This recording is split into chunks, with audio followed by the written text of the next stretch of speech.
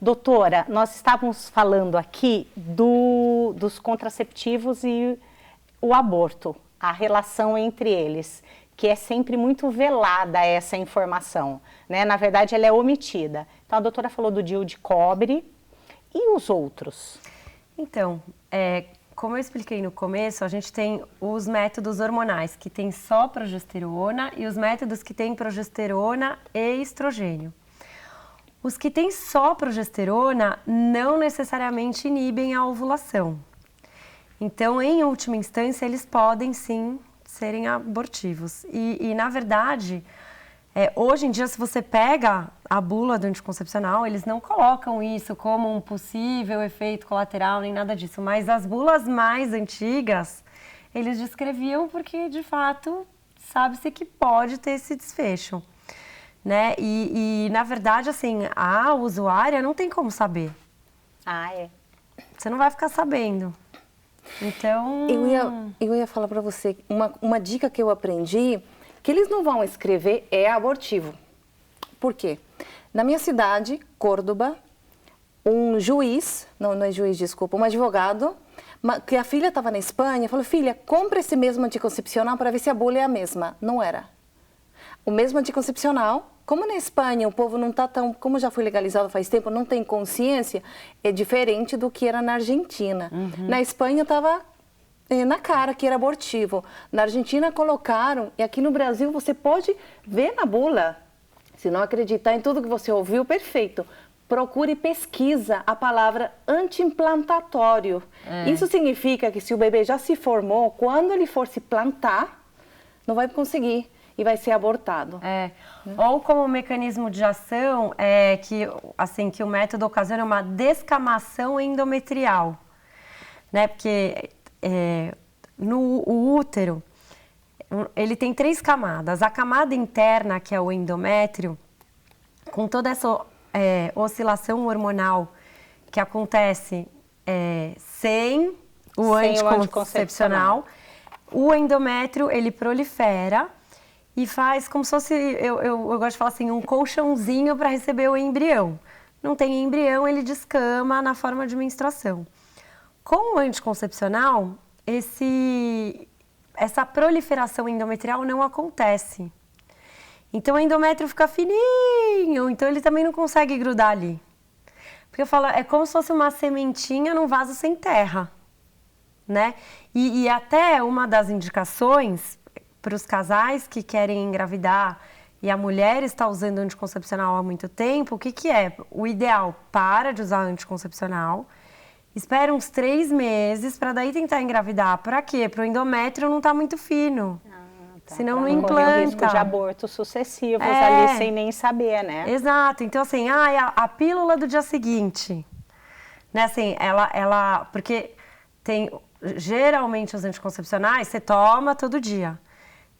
Tem os anticoncepcionais de emergência, que popularmente, né, são chamadas pílulas do dia seguinte. A mulher não está tomando nada, mas ela teve relação desprotegida e ela decide ir lá e tomar a pílula do dia seguinte. É uma bomba hormonal que faz sinteticamente você fazer um pico de progesterona para ter uma queda, para ter essa descamação endometrial. Justamente. E aí não deixa implantar, né? Assim, dependendo da fase do ciclo que ela tiver, se ela já tiver ovulado, se tiver acontecido uma fecundação, em última instância também pode ser um método abortivo. Sim, sim. E eu gostaria de contar para vocês também, porque eu fiquei pensando uma coisa que aconteceu comigo, que pode acontecer com muitas meninas também. Com essa amiga que eu contei para vocês, eu perguntei para ela. E ela falou, não, imagina, isso é coisa da igreja, não é abortivo. Outra amiga, nada a ver, de recursos humanos, me falou, olha aqui, anti-implantatório, descamação do endométrio, ele é abortivo sim. Fui para minha amiga, bravíssima, sabe, com a argentinada aqui na goela. Você mentiu para mim. Falei, como assim? Você vai mentir que é abortivo?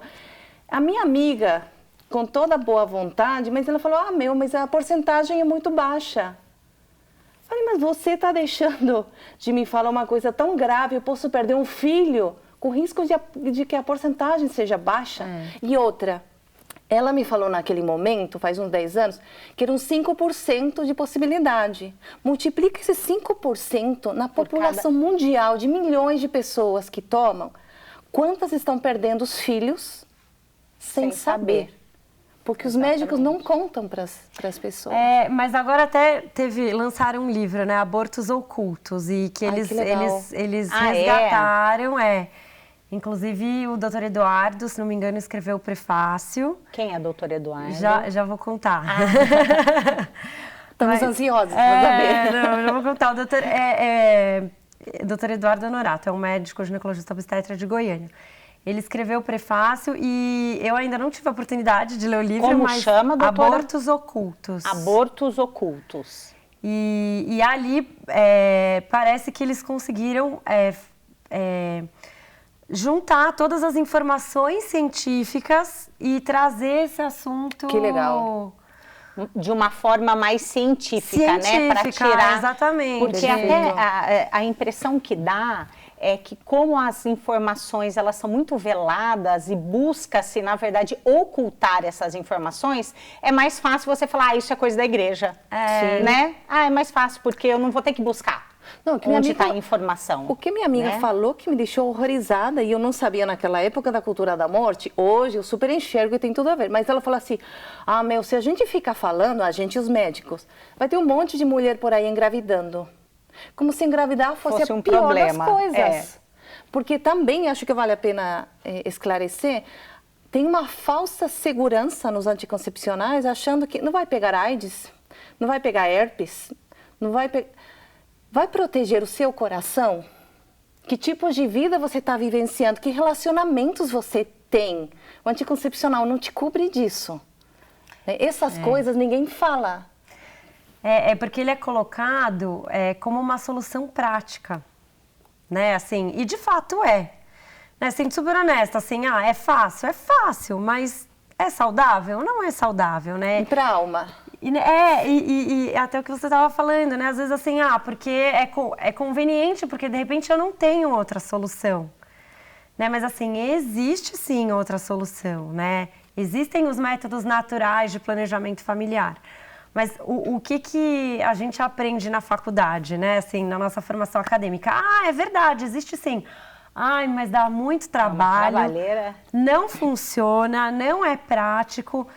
E é lógico que eu me coloco nesse lugar também, porque eu me formei prescrevendo anticoncepcional, colocando DIU, levou um tempo para eu ter esse entendimento, essa maturidade. E você quer oferecer o que existe de melhor para a sua paciente, né? Você acredita que de fato você está contribuindo para a qualidade de vida dela, para a saúde dela e tudo mais. Te fizeram acreditar isso, né? E você fala, é verdade, não é muito prático, né? E você vai na entoada do mundo. Em que momento que houve essa virada de chave, doutora? A história é longa, isso dá um outro programa. Vamos ter que combinar para chegar no método Creighton, pelo menos. Mas sendo bem sucinta, depois que eu conheci a teologia do corpo. Assim, resumindo bem a história, eu fui para os Estados Unidos participar de um education program que estava acontecendo sobre o Creighton Model System, que é um método natural de planejamento familiar. Só que antes de eu fazer esse education program, eu fui para fazer o curso da teologia do corpo, que eles chamam lá de Love and Life, esse curso. E aí você fala, não, gente, a ação do Espírito Santo, né? Porque, assim, em teologia do corpo já é difícil. Eu não sei como eu entendi em inglês, entendeu? Pois é. Mas é porque Deus queria, assim, falou, não, minha filha, preciso pra lá, de você. Entendeu? Cara, você tava mirando lá, é lá. Carol, e assim, para as pessoas que não sabem, que não entendem que a igreja proíbe o uso de anticoncepcional, você poderia explicar assim, é porque a igreja não sabe de nada, porque é antiquada, porque entende que realmente faz mal para o corpo e também para a alma. E aí assim, esse posicionamento da igreja aconteceu numa encíclica, né, escrita pelo Papa Paulo VI, Humanae Vitae, bem quando surgiu a Revolução... Na época da Revolução Sexual. Que estava bem no auge, super atualizada. Né? Não é que ela chegou tarde. E ele foi, assim, até... Visionário. Super, porque ele colocou assim, ele falou, olha, é o seguinte, cuidado, porque isso pode aumentar o número de divórcios, pode aumentar o número de abortos, pode aumentar o número de doenças sexualmente transmissíveis. Isso vai objetificar a mulher e o corpo da mulher. E a gente olha agora, né? Você fala assim, foi tudo que aconteceu. Né? E tudo isso é comprovado, né? Você levanta os números. Sim. De fato, assim, existem gráficos que a gente pode mostrar aqui depois, se vocês quiserem. Assim, antes e depois. O que aconteceu com todos esses números, assim, ó, tudo subindo. Então, essa encíclica, né, ela é muito bonita, porque... Qual é o nome da encíclica para quem quiser pesquisar? Humanae Vitae, escrita pelo Papa Paulo VI.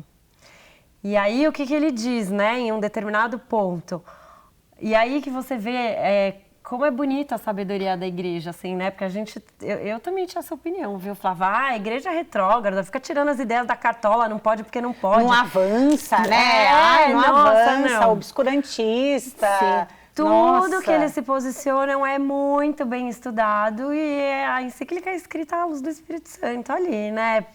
Pro Papa. Então,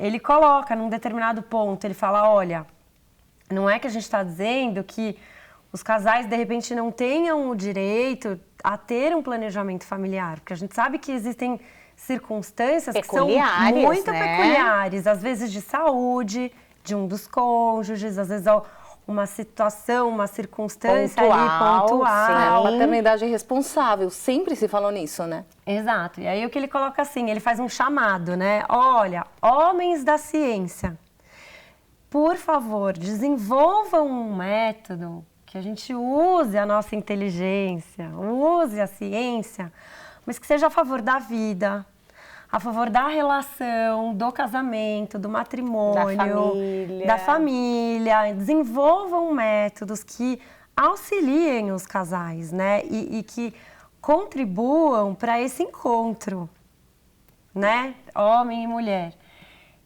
Que é tudo que os contraceptivos não fazem.